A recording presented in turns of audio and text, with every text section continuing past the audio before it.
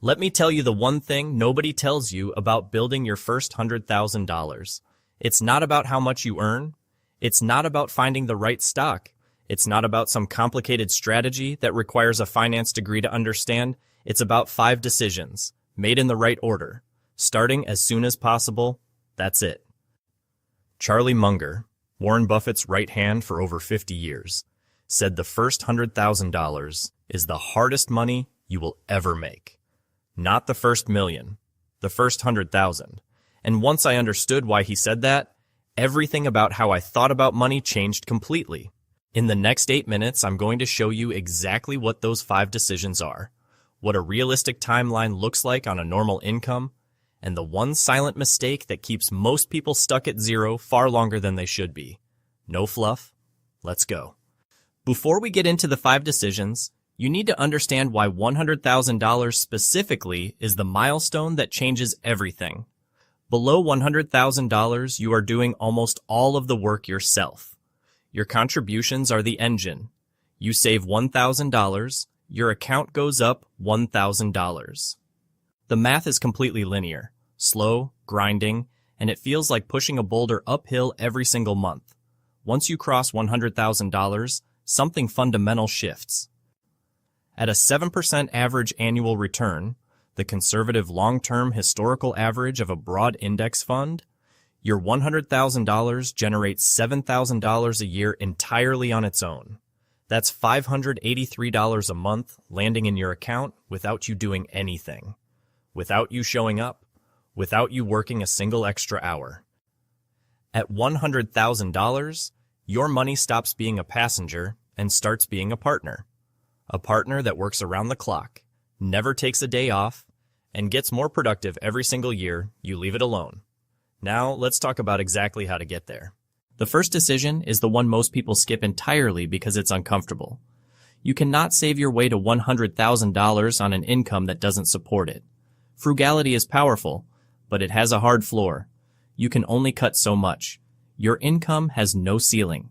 So the first decision is being brutally honest about where your income actually stands and what you're actively doing to grow it.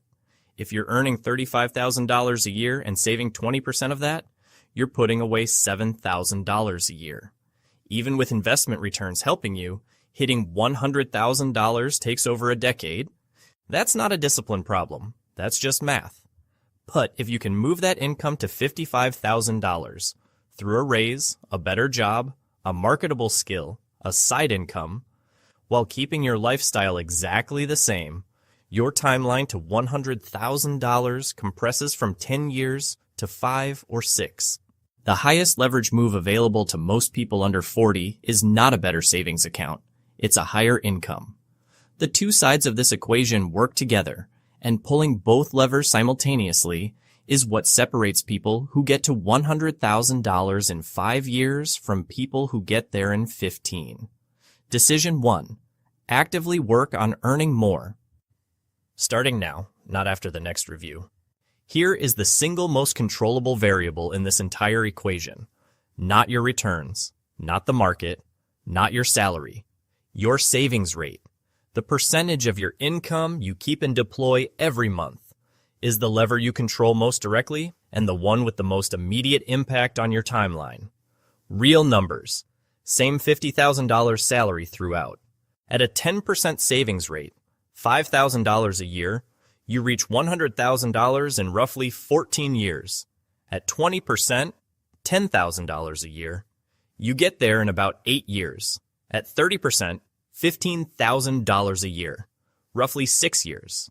At 40%, $20,000 a year, under 5 years. Same salary. The only variable that changed was how much you kept. I'm not telling you 40% is easy. For a lot of people it isn't. But most people have significantly more room between their income and their spending than they've ever seriously looked at. Not because they're irresponsible, because they've never examined that gap with the specific intention of widening it. Sit down this week and find your real number. Then protect it like it's non-negotiable, because it is. Decision 2, pick a savings rate, automate it, and never negotiate with yourself about it. Once you have a savings rate you're committed to, These next 3 decisions determine exactly where every dollar goes. In order.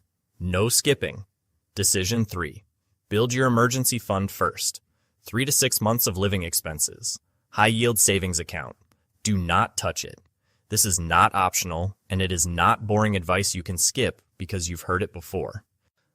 Without this cushion, the first expensive surprise life throws at you, and life always throws one, forces you to raid your investments at the worst possible moment, triggering taxes, locking in losses, resetting months of progress in a single afternoon. The emergency fund is the foundation everything else is built on. Build it first. Decision 4. Capture every dollar of your employer match. If your employer offers a 401k match, contribute enough to capture all of it before you do anything else with your savings. Every single dollar of it. An employer match is an instant 50% to 100% return on your money before the market does anything. No investment in the world offers that.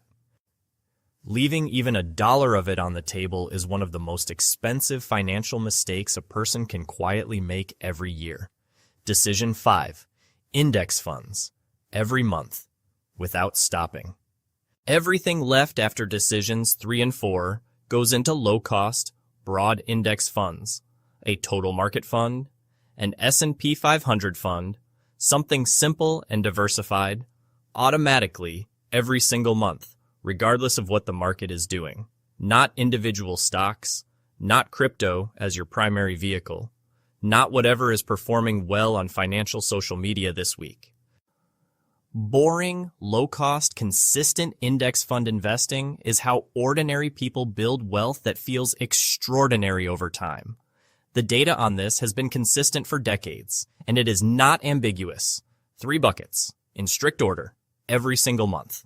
Let me give you realistic numbers so you can set real expectations and stop feeling behind. Earning $45,000 to $55,000 with a genuine 20% savings rate and 7% annual returns, you reach $100,000 in 7 to 8 years. Same income range, but actively growing your earnings during that period. Better job, new skill, small side income. That timeline compresses to 4 to 6 years. Already earning $70,000 or above with a disciplined 25% to 30% savings rate, hitting $100,000 in 3 to 4 years is genuinely within reach. What every single one of these timelines has in common is that none of them require luck. None require a perfect investment call. None require a windfall or an inheritance or a viral business idea. They require 5 decisions made in the right order.